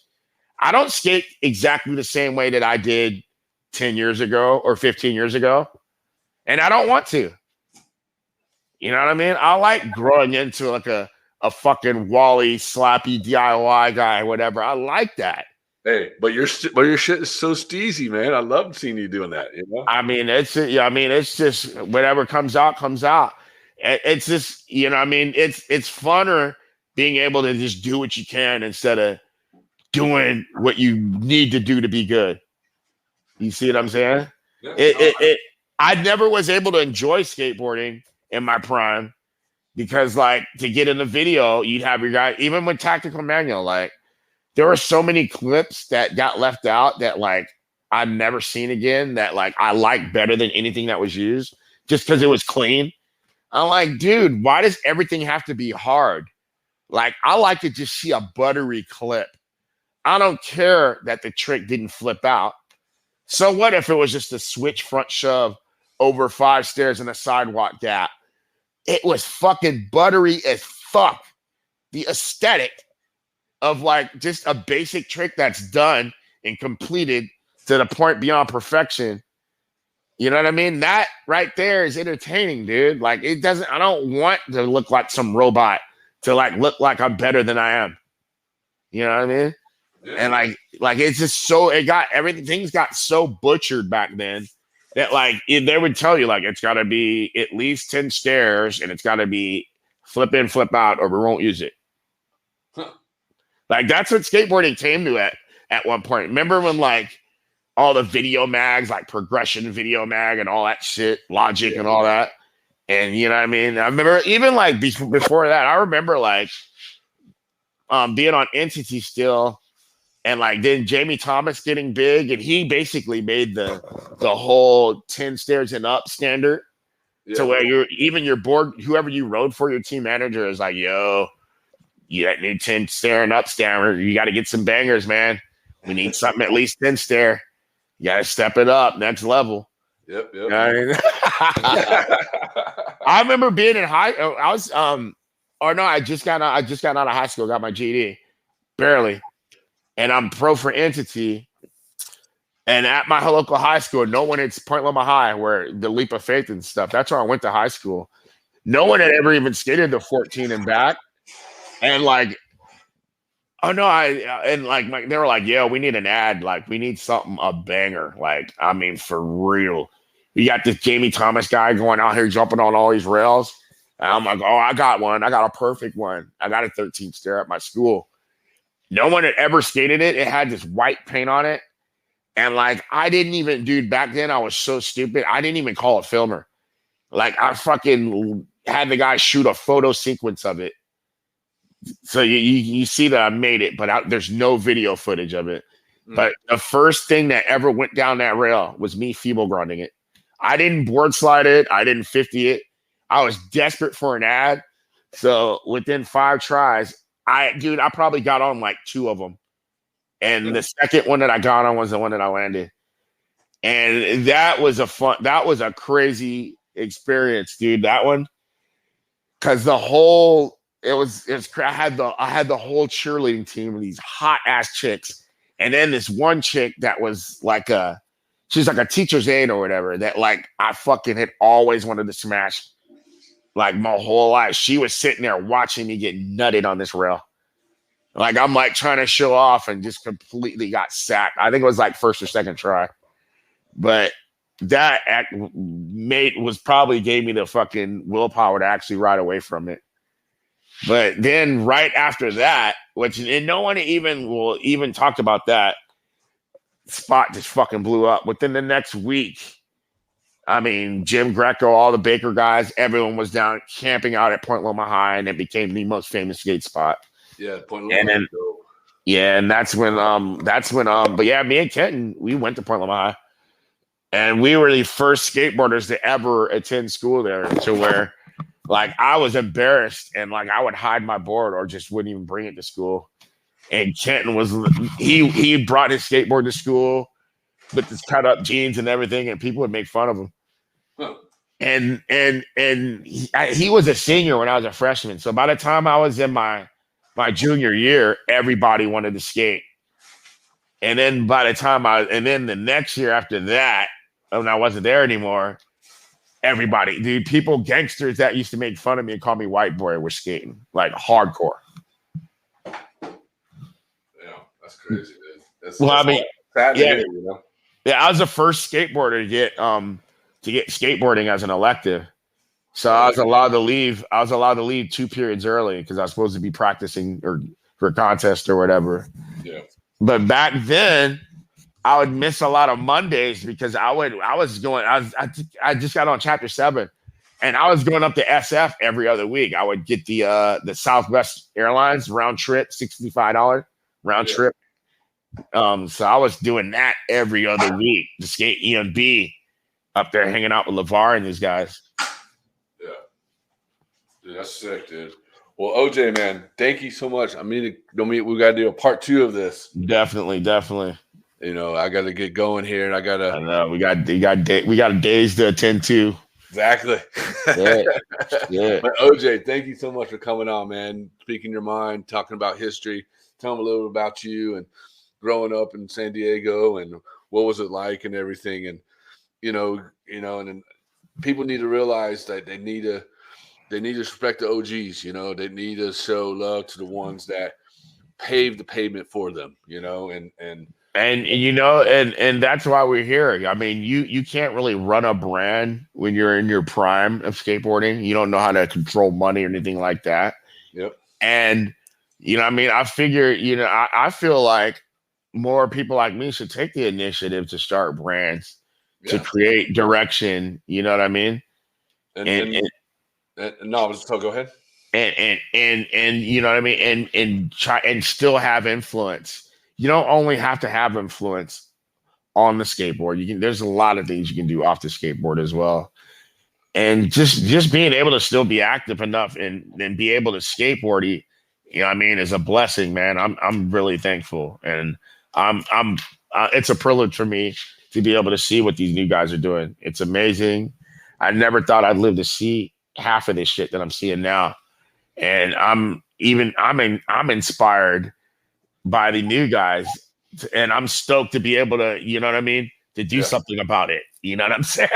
But you're killing it, dude, and mad respect. And I just want to say thank you so much for coming on the show, and we'll definitely have to link up and do a part 2 of this. Definitely. But everybody follow Juice Boards on Instagram. Yep.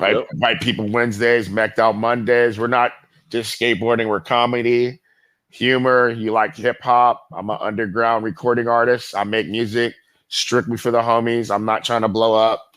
If you know where to find me, you want to hear some dope shit, some good underground San Diego gangster shit, you know what I mean? Come plug in with your boy. Yeah. Go visit my boy Juice. He'll take care of you. We got a whole bunch of shit popping off over here, man. Definitely. I'll see you soon up at Pooh's Park. For real. All right, homie. Talk to you soon. Peace.